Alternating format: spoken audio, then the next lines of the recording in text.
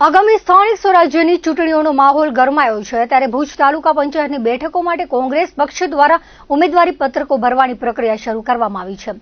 આગામી 26મી એપ્રિલના રોજ યોજાનાર મતદાન પૂર્વે ઉમેદવારી પત્ર રજૂ કરવાના અંતિમ દિવસોમાં પક્ષના કાર્યકરો અને આગેવાનોમાં ભારે ઉત્સાહ જોવા મળી રહ્યો છે। ફોર્મ ભરવાનો આવતીકાલે છેલ્લો દિવસ છે ત્યારે વધુ ધસારો જોવા મળશે। બિરંડિયારા જિલ્લા પંચાયતની સીટ પર અનિલ શિવજી આહિરે ફોર્મ ભર્યું હતું। ભુજ તાલુકા પંચાયતની ભારા પર 3 બેઠક પરથી કોંગ્રેસના મહિલા ઉમેદવાર તરીકે કરમીબેન ભીમાભાઈ રબારીએ પોતાનું ફોર્મ રજૂ કર્યું હતું। જુરા 32 સીટ પર કોંગ્રેસના સોઢા નીતાબેન એસએ અને શિવભા સોઢાએ ફોર્મ ભર્યું હતું। આ ઉપરાંત બળદિયા બેઠક માટે પણ કોંગ્રેસના ઉમેદવાર બુધુભાઈ નાનજીભાઈ ગરવાએ વિધિવત રીતે પોતાની દાવેદારી નોંધાવી હતી। લોડાઈ તાલુકા પંચાયત સીટ પરથી ઈશ્વર હીરાભાઈ ડાંગરે ફોર્મ ભર્યું છે। ખારી નદી બેઠક પરથી રાયમા ભુંગર સુમરાએ દાવેદારી નોંધાવી છે। જૂના તાલુકા પંચાયત બેઠક પર રોશનબેન ઉમર સમાએ ફોર્મ ભર્યું છે। ઉમેદવારી પત્રક ભરતી વખતે પક્ષના વરિષ્ઠ આગેવાનો અને વિશાળ સંખ્યામાં સમર્થકો ઉપસ્થિત રહ્યા હતા। મજબૂત જન સમર્થન અને વિજયના વિશ્વાસ સાથે કોંગ્રેસના આ ઉમેદવારો ચૂંટણી મેદાનમાં ઉતર્યા છે। આજે કોંગ્રેસ પાર્ટી વતી ભુજ તાલુકા અને કચ્છ જિલ્લા પંચાયતની બિરંડિયાર સીટ ઉપર મેં મારો ઉમેદવારી પત્ર રજૂ કર્યો છે। સમગ્ર વિસ્તારના અમારા લોકોની એવી માંગણી હતી કે અનિલભાઈ આપ અમારા વિસ્તારમાંથી કચ્છ જિલ્લા પંચાયતમાં ઉમેદવારી નોંધાવો। અમારા સૌ માનીતા કાર્યકરો અને એ વિસ્તારના સૌ લોકોની લાગણીને માન આપી અમે આજે કોંગ્રેસ પાર્ટી હતી અમારું ઉમેદવારી ફોર્મ રજૂ કર્યું છે। આજે અમે તાલુકા પંચાયત વિશ્વાસ શબ્દની સાથે અમે આવ્યા છીએ અને હું કોંગ્રેસ પાર્ટીને અને અમારા ઉમેદવારને ખાતરી આપું છું કે અમે જંગી બહુમતીથી જીતી અને તાલુકા પંચાયતમાં પ્રવેશ કર્યો। કોણ ઉમેદવાર છે? ઉમેદવાર અમારા સુરભા ખાનજી સોઢા છે। તેમના મતલબ ફેમિલી છે, લેડીઝ સીટ છે અને અમારી થોડીક મર્યાદા એટલે અમે લેડીઝનું નામ નાનતા એટલે ન લઈ શકીએ। હું તાલુકા પંચાયત ખારી સહિત નંબર 15 ઉપર દાવેદારી કરેલી છે। જે હાલના ચૂંટણી લક્ષ સ્થાનિક ચૂંટણીના ઉમેદવાર તરીકે મને કોંગ્રેસ રાષ્ટ્રીય પક્ષ તરફથી ઉમેદવાર તરીકે નિમણૂક કરેલી છે અને જે બંધારણની અંદર આવતું સંવિધાનની અંદર કામ કરવાનું અને જિલ્લાને લક્ષી કામ કરવા માટે, વિકાસના કામ કરવા માટે અમને પ્રોપર કોંગ્રેસ પાર્ટીએ પોતાના ઉમેદવાર તરીકે ખાતરી તરીકે અમને ઉતારેલા છે।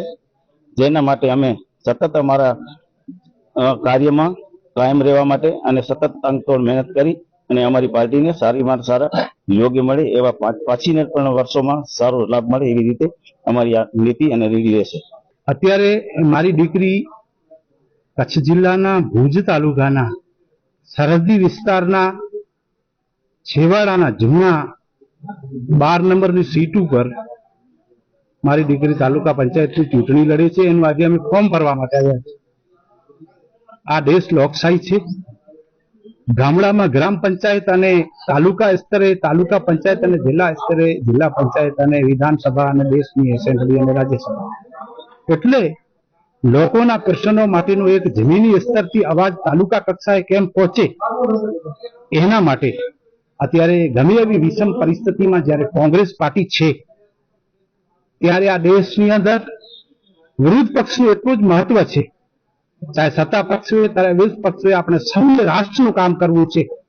રાષ્ટ્રમાં આ દેશને મહાસત્તા ઉપર પહોંચાડવાની સર્વેની કોશિશ છે।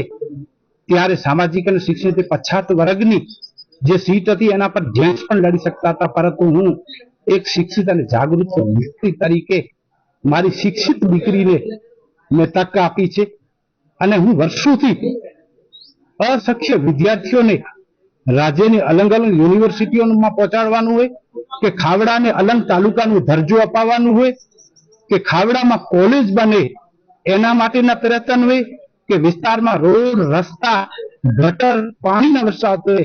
મારા મરહૂમ પિતાશ્રી પણ આ ભુજની તાલુકા પંચાયતમાં 88 થી 95 સુધીમાં પ્રતિનિધિત્વ કારોબારી ચેરમેન તરીકે કરી ચૂક્યા હતા હકુમસિંહ જાડેજાની સાથે અને અત્યારે વર્ષોથી કોંગ્રેસ પાર્ટીના એક વફાદાર સિપાહી તરીકે અમે કામ કરતા કરતા અત્યારે જ્યારે ભારતીય રાષ્ટ્રીય કોંગ્રેસે મારા પરિવારમાંથી મારી દીકરીને જ્યારે તક આપી છે ત્યારે હું પાર્ટીનો આભારી છું।